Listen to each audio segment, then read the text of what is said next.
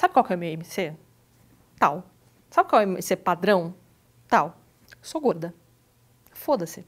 Because you know I'm all about that bass, no trouble. I'm all about that bass, no trouble. Meu nome é Larissa, eu tenho 24 anos, sou escritora, sou gorda e não tem nenhum problema com isso. Na verdade, quando eu era mais nova, eu era bem magrinha. Tão magrinha que a minha mãe brincava que ia ter que me inflar com bomba. Ela sempre fez essa brincadeira de que eu era super magra e eu não comia nada, era muito chata pra comer. Até tem a história de quando eu fui hospitalizada, eu tive pneumonia quando eu era bem mais nova, e eu não queria comer, e eu preferia levar agulhada do que ter que colocar comida na boca. Porque eu passei uma temporada, né, internada, e quando eu saí eu era outra pessoa. Ainda continuava bem chata pra comer, mas eu queria comer de tudo. Porque foi uma época muito ruim, etc, etc. E aí eu comecei a engordar, e aí quando você começa a engordar, você não para nunca mais. E a crise de a minha filha não come se tornou a crise do a minha filha não para de comer. E foi quando eu descobri que comer demais era uma coisa ruim, e que ser uma pessoa gorda era uma característica ruim. Você não queria ser gordo, porque quando você é gordo, as pessoas te olham de maneira diferente. Então, daquele momento em diante, desde muito cedo na minha infância, eu aprendi que a pessoa que eu era estava errada. Me arrumava da maneira como as pessoas queriam que eu me arrumasse, eu não gostava das coisas que as pessoas queriam que eu gostasse, eu não conseguia fazer dieta, eu gostava de comer, não gostava de fazer exercício. E isso tudo foi se acumulando ao longo da minha infância para se tornar problemas maiores conforme eu fui crescendo. Durante a minha infância, assim, eu nunca tive, assim, mega problemas de bullying na escola, de tipo, porque era super outcast e tal. Muito pelo contrário, assim, sempre tive muito amigo. Mas sempre tem aquelas pessoas que gostam de tirar sarro com a sua cara, e comigo não foi diferente. Eu acho que o único apelido que eu tive, assim, mais forte dentro da escola, que eu recebi na primeira série, foi a baleia de óculos. Resultado: fiquei muito chateada, mas eu era o tipo de pessoa que gostava de, né, tomar a frente da situação. Então eu enchi o garoto de porrada, dei aí uns bons tabefes nele pra ele aprender a lição, e aí nunca mais ninguém me chamou de baleia de óculos na minha frente, mas o apelido continuou sendo passado adiante por muitos anos, e eu de vez em quando alguém tava, tipo, muito irritado comigo, ou queria me ofender de maneira direta, aquilo ainda existia. Quando eu tava com uns 13, 14 anos, mais ou menos, eu comecei a entrar nessa onda de, tipo, ok, então preciso emagrecer, preciso fazer dieta. E é engraçado porque na época eu não era, tipo, gorda, obesa, tipo, meu Deus, várias banhas. Eu pesava 67 quilos, o que pro meu tamanho é um peso super aceitável. Eu tinha aquela barriguinha ok, mas quando eu olho fotos daquela época hoje em dia, eu fico pensando, gente, eu era tão magra, e que tipo de complexo que tinham enfiado na minha cabeça, sabe? De que eu tava ali no limite e que eu precisava perder aquele peso, porque 67 era um número inaceitável e eu precisava pesar de 60 pra baixo.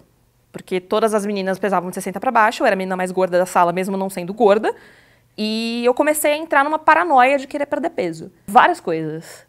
Várias dietas malucas, fiz vários acompanhamentos com médicos diferentes, mas eu era muito viciada em, tipo, fazer dietas que você começa hoje, amanhã você para, sabe? E vai nessa quebra e tudo. E foi quando eu descobri que havia outras maneiras de eu começar a tentar controlar mais ou menos os meus impulsos. Porque o que acontecia? A minha crise maior era o fato de eu sentir muita fome e de eu sentir muita vontade de comer. E é uma coisa que é muito difícil de explicar para quem nunca passou isso, mas a impressão que dá, e os pensamentos que vêm para sua cabeça são de tipo, cara, você acabou de cometer o pior erro da sua vida, e você estava indo tão bem, e no momento que você decidiu partir para aquele bolo, partir para aquela bala, você destruiu tudo. Comecei a fazer umas matemáticas que não faziam muito sentido. E conforme você vai entrando nisso, aquilo vai piorando, porque eu nunca fui muito boa em não comer.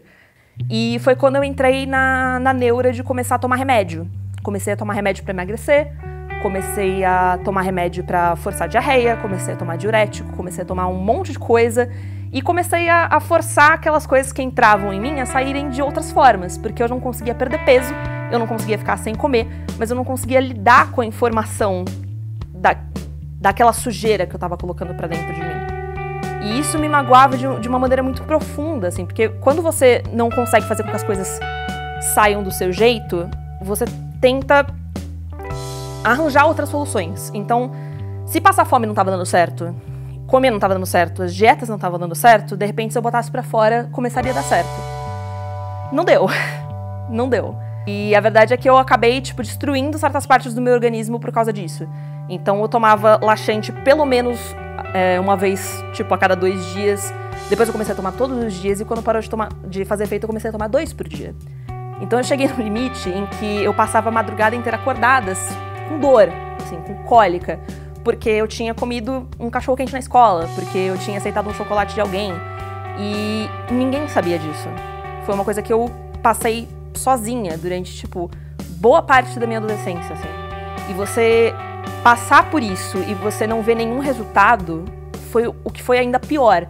Porque o que é engraçado, não é engraçado, mas enfim, o irônico de quando você tem esse tipo de comportamento bulímico é que ele não te dá resultados óbvios.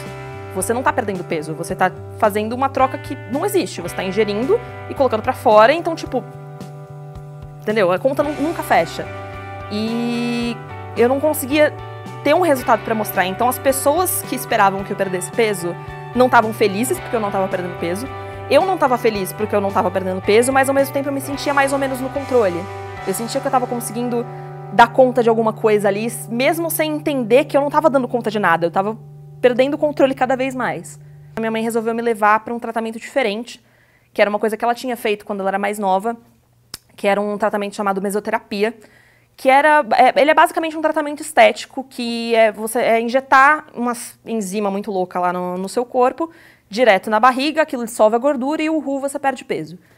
Mas, ao mesmo tempo, como ele é meramente estético, não é uma coisa contínua, você também ganha esse peso muito rápido se você não tiver ali dentro de uma dieta saudável, etc, etc. Perdi esses 5 quilos, mas, assim, a preço de uma mega humilhação. Porque imagina, é como se você estivesse fazendo diabético quando injeta insulina, só que não era uma injeção por dia, eram 7 ou 8 aplicações na barriga a cada sessão. Então eu ficava com aquelas perebas, eu ficava com a barriga inteira roxa, assim, de não conseguir. Eu sempre gostei de dormir de bruxa, eu não conseguia dormir porque eu não conseguia virar, eu não conseguia abraçar uma pessoa, eu não conseguia fazer nada, porque tava tudo doendo, tudo inchado e tudo roxo. Então foi um nível de humilhação muito surreal. E além de todo aquele sofrimento, quando começa a curar, na semana seguinte ela vai e faz de novo por cima, mas beleza, perdi peso. Uhul, Jesus abençoado, legal. Passou 6 meses, ganhei o peso de novo. Porque, né, você fez um tratamento estético que super funciona, aí entra naquela crise, né? Tipo, porra, paguei um puta tratamento caro pra você e não sei o quê, e você foi lá e engordou tudo de novo. E legal, vamos fazer de novo? Vamos fazer de novo.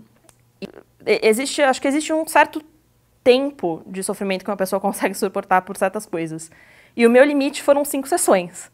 E eu nunca vou esquecer desse dia, assim, porque eu já tava sofrendo pra entrar lá, eu não queria fazer sessão, eu queria, tipo, ou parar, ou pelo menos adiar mais uma semana, mas não, já tá pago, vamos fazer. E minha mãe ficou tipo, mas sei lá, mas você não vai terminar, tal. E eu virei pra ela e eu falei, mãe, essa é a última vez na minha vida que eu vou fazer qualquer coisa que possa me machucar só pra perder peso. Aquilo, pra mim, foi um momento de ruptura muito grande, assim, porque eu saí daquela sessão pensando, gente, esse é o momento em que as coisas têm que mudar na minha vida. Foi um passo importante, mas foi o passo que demorou mais, assim. E eu ainda vejo reflexos dele ainda hoje. Mas acho que o principal pra mim foi tentar descobrir uma autoestima que eu não tinha. Através desses pequenos cuidados comigo, que eu comecei a me descobrir de uma maneira diferente. Eu comecei a me sentir melhor comigo mesma em todos os aspectos. A gente vive num mundo de ideais que são loucos, sabe? A gente vive num mundo em que é preferível ser doente do que ser saudável sendo você mesmo. A primeira vez que eu comecei a falar mais abertamente sobre né, o meu passado, não sei nem se pode chamar isso de bulimia, porque eu nunca passei por tratamento, mas enfim, sobre as coisas, o comportamento bulímico que eu tinha, foi agora, uns 2 anos atrás. E eu ainda não tenho muito essa cara de, tipo, falar diretamente assim com alguém, a minha família, boa parte deles não sabe, porque é uma coisa que é muito vergonhosa, assim, de você admitir, de tipo, quão baixo você chega. Mas se eu não fizer isso, quem que vai fazer?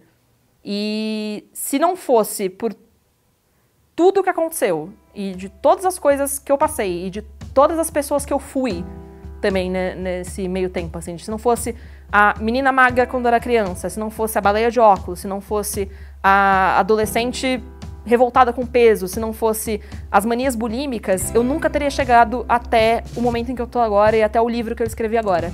Então, pra mim, a dedicatória do livro, ela meio que fecha um ciclo na minha vida e me dá espaço pra abrir outro. Porque eu nunca me vi em reflexo nenhum e de repente eu me vi refletido em algum lugar.